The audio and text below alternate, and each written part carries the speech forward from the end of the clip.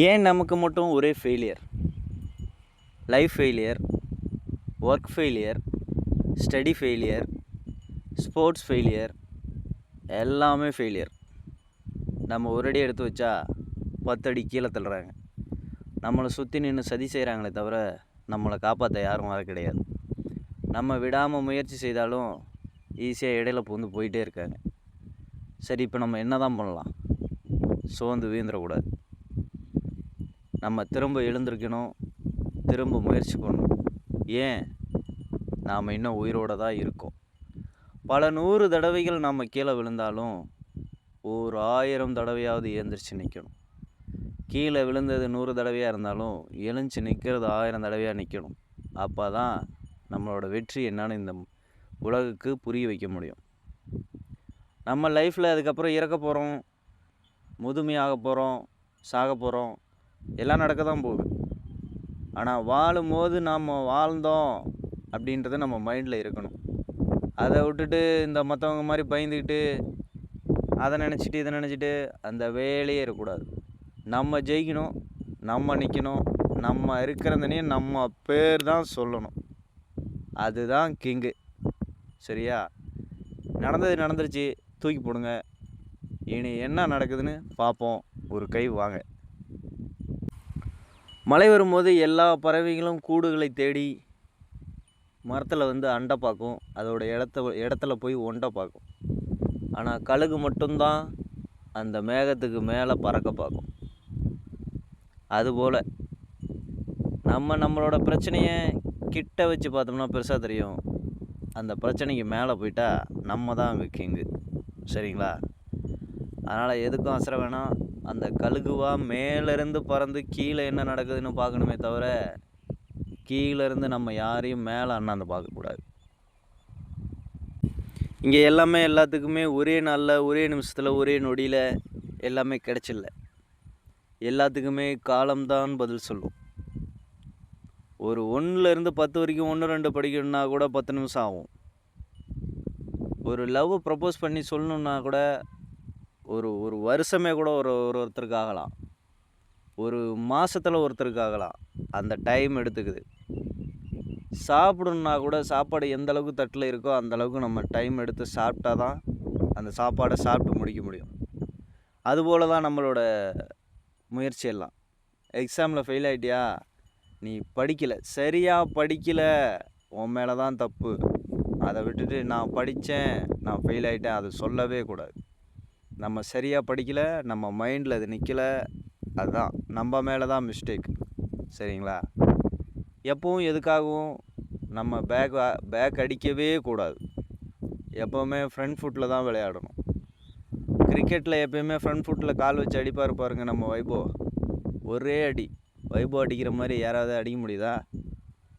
அப்படி சும்மா பறக்க விட்றாருல்ல. நம்மளும் நம்மளோட கஷ்டத்தை அடித்து தூள் பறக்க விடணுங்க. 15 வயசு பையன் நம்மளை எல்லாத்தையும் திரும்பி பார்க்க வைக்கிறான். நம்ம வயசு என்ன? இந்த உலகத்தையே நம்ம திரும்பி பார்க்க வச்சுருக்கணும். ஆனால் என்ன செய்ய, அந்த பையன் விடிஞ்சு ஏந்திரிச்சா பயிற்சி செய்கிறான், நம்ம விடிஞ்சு ஏந்துக்கவே மாட்டேன்றோம். நம்ம எழுந்திருக்கிறதே காலையில் 10 மணினா நம்ம என்ன பயிற்சி செய்ய முடியும் சொல்லுங்கள் பார்ப்போம். எல்லாமே விடாமுயற்சி விஸ்வரூப வெற்றி. கடவுளால் முடியாதது கூட முயற்சி செஞ்சால் முடியும்னு திருவள்ளுவர் திருக்குறளில் சொல்லியிருக்காரு. சரிங்களா? நம்ம இங்கே படுத்தே தூங்கிட்டு வெட்டி கதை பேசிட்டு நம்ம ஜெயிக்கணும்னு நினச்சா அது இங்கே நடக்காது. முழு முயற்சி நம்ம எடுத்துக்கிட்டே தான் இருக்கணும். அடுத்தடுத்து நமக்கு வாய்ப்புகள் இங்கே கிடைக்கிறதுக்கான வாய்ப்புகளே கிடையாது. ஏன்னா ஸ்கில்லு அதிகமாக ஓவர் ஸ்கில்லோட இங்கே 1 கோடி பேர்த்துக்கு மேலே இருக்கான். 1 கோடி பேர்த்தில் 10 பேர் செலக்ட் ஆகணும்னா அப்போ ஸ்கில்லு நமக்கு எவ்வளோ இருக்கணும்? அதை விட்டுட்டு நம்ம இப்போ 1 கோடி பேர்த்தில் நம்ம ஏன் போட்டி போடணும்னு நினச்சாலே நீ அங்கே தோத்துட்டேன்னு அர்த்தம். நீ நினச்சாலே தோத்துட்டேன்னு அர்த்தம். நீ எப்படி ஜெயிக்க போகிற? அந்த 10 பேர்த்தில் நான் தான் ஃபஸ்ட்டு வருவேன் நம்ம நினைக்கணும். நினச்சாலே நீ ஜெயிச்சிட்டேன்னு அர்த்தம். முடிவு பண்ணிட்டியா? முழுசாக இறங்கு.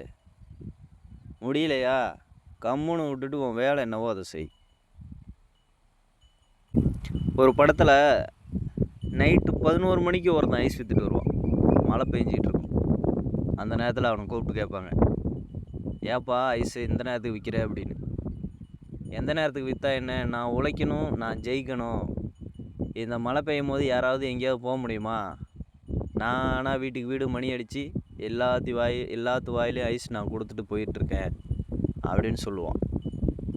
அதுபோல் நமக்கு விழுந்துட்டோன்ற எண்ணமே இருக்கக்கூடாது. திரும்பி எழுந்துட்டோம், திரும்பி ஜெயிக்கணும், உத்வேகமாக செயல்படணும் அப்படின்னு தான் இருக்கணும். என்கிட்ட அது இல்லை இது இல்லை, எது இல்லைனாலும் உன்னோட முயற்சி உன்னை தூக்கிட்டு போய் நிறுத்தும். நீ ஏன் கஷ்டப்படுற? நீ எழுந்துரு, உன் மைண்டை உன் கண்ட்ரோலுக்கு கொண்டா. அது கண்ட்ரோலுக்கு நீ போகாத. எப்பொழுதுமே நீ சொல்கிறத மைண்டு கேட்கணும். மைண்டு சொல்கிறத நீ கேட்டினா மொத்தமாக முடிச்சு விட்டு போய்கிட்டே இருக்கும் மைண்டு. இங்கே ஏன்னா மைண்டு இங்கே நம்ம கண்ட்ரோல் கிடையாது. நமக்கு வர சிக்னல்ஸ் முதல் கொண்டு எல்லாமே நம்ம கண்ட்ரோல் கிடையாது. நமக்கு ஒரு 5 சிக்னல் கொடுக்குறாங்க. அந்த 5 சிக்னலில் ஒன்று எடுத்துகிட்டு செயல்படுறோம். அந்த 5ல் எதை எடுத்துகிட்டு செயல்படுறோங்கிறது தான் நம்மளோட 6வது அறிவு. சரிங்களா? கரெக்டாக எதை எடுக்கணுமோ அதை எடுத்து செயல்படணும். இங்கே யாருமே உழைக்காமல் மேலே வரவே கிடையாது.